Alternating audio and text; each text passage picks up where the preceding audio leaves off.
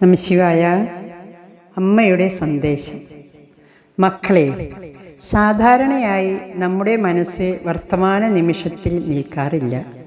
മിക്കപ്പോഴും കഴിഞ്ഞുപോയ കാര്യങ്ങളെക്കുറിച്ചും ഭാവിയെക്കുറിച്ചും ചിന്തിച്ചു കൊണ്ടിരിക്കുക മനസ്സിൻ്റെ സ്വഭാവമാണ്.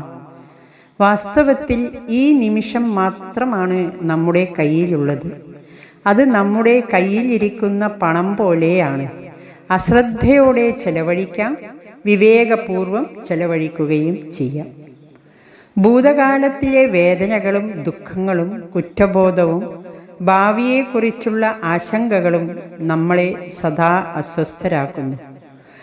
കൈവിട്ടുപോയ ഭൂതകാലത്തെക്കുറിച്ച് ചിന്തിച്ചു കൊണ്ടിരിക്കുന്നത് ചീഞ്ഞളിഞ്ഞ മൃതശരീരത്തെ കെട്ടിപ്പിടിച്ച് കിടക്കുന്നത് പോലെയാണ്. അല്ലെങ്കിൽ പോക്കറ്റടിച്ചു പോയ പണത്തെക്കുറിച്ച് ചിന്തിച്ചു കൊണ്ടിരിക്കുമ്പോൾ വീണ്ടും പോക്കറ്റടിക്കു വിധേയനാകുന്നത് പോലെയാണ്. അതുപോലെ ഭാവിയെക്കുറിച്ചുള്ള ഭയവും ആകാംക്ഷയും മനസ്സിൽ നിറയുന്നത് കാരണം നമ്മുടെ മനസ്സിന് അല്പം പോലും ശാന്തിയില്ല. നാളെയെക്കുറിച്ചുള്ള ഭയവും ആശങ്കയും നമുക്ക് ഇപ്പോഴുള്ള കഴിവുകളെ പോലും നശിപ്പിക്കുകയാണ് ചെയ്യുന്നത്. നമ്മൾ ജീവിതത്തിൽ വിജയിക്കുമോ അതോ പരാജയപ്പെടുമോ എന്നുള്ള ഭയം കാരണം ഈ നിമിഷത്തിൽ ചെയ്യുന്ന കർമ്മത്തിൽ വേണ്ട പോലെ നമുക്ക് ശ്രദ്ധിക്കാൻ കഴിയുന്നില്ല. ഈ നിമിഷത്തിൽ ജീവിക്കുക എന്നാൽ കഴിഞ്ഞു പോയതിനെക്കുറിച്ചോ വരാൻ പോകുന്നതിനെക്കുറിച്ചോ വേവലാതിപ്പെടാതെ ഓരോ നിമിഷവും വിവേകത്തോടുകൂടി ചെയ്യാനുള്ളത് ചെയ്യുക എന്നതാണ്. ഈ നിമിഷം ചെയ്യുന്ന കർമ്മത്തിൽ നമ്മൾ കാണിക്കുന്ന ശ്രദ്ധയാണ് നല്ലൊരു നാളെയെ നമുക്ക് പ്രദാനം ചെയ്യുന്നത്. അതിനാൽ നമ്മുടെ ഓരോ നിമിഷവും വിലയേറിയതാണ്.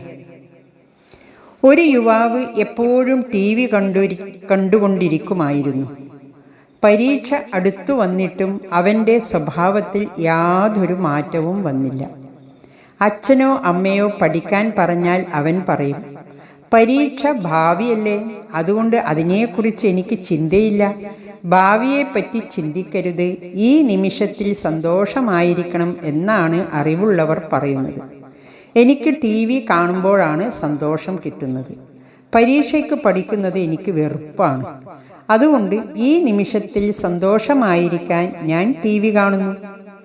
മാതാപിതാക്കൾ അവനെ ഒരു ഗുരുവിൻ്റെ അടുത്ത് കൊണ്ടുപോയി. ഗുരു പറഞ്ഞു, മോനെ, ഈ നിമിഷത്തിൽ ജീവിക്കുക എന്നു പറഞ്ഞാൽ ഈ നിമിഷം ഏറ്റവും ഫലപ്രദമായി ഉപയോഗിക്കുക എന്നാണ്.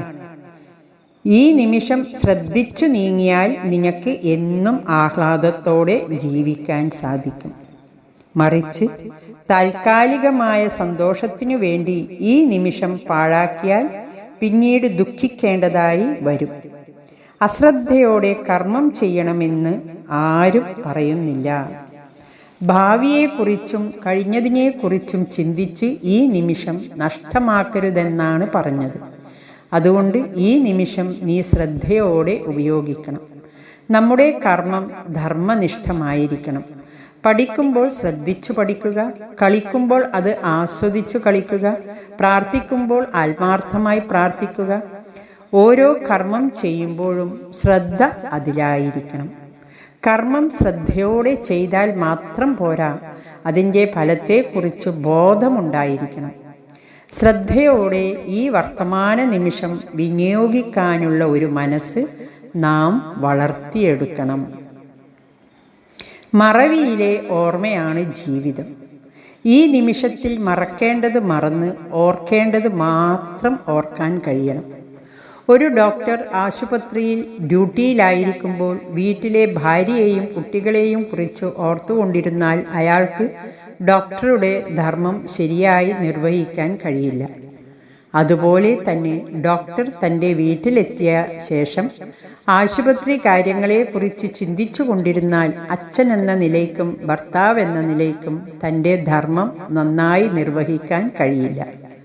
ആ സമയം ആശുപത്രി കാര്യങ്ങൾ മറന്നു ഭാര്യയോടും മക്കളോടും സ്നേഹപൂർവം പെരുമാറണം. ഒരു ഗൃഹനാഥൻ്റെ ഉത്തരവാദിത്തങ്ങൾ പാലിക്കണം.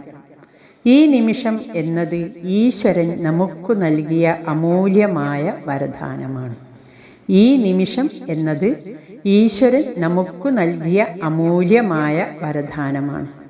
ഈ നിമിഷത്തിൽ നമ്മൾ ശ്രദ്ധയോടെ വർത്തിച്ചാൽ നമ്മുടെ ഭാവി ശോഭനമായിത്തീരും. ഹരി ഓം നമഃ ശിവായ.